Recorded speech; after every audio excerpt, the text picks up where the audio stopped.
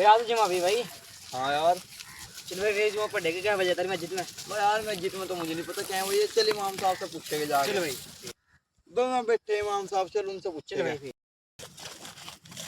कारी साहब अस्सलाम वालेकुम। वालेकुम अस्सलाम जी, कैसा ना हुआ भाई?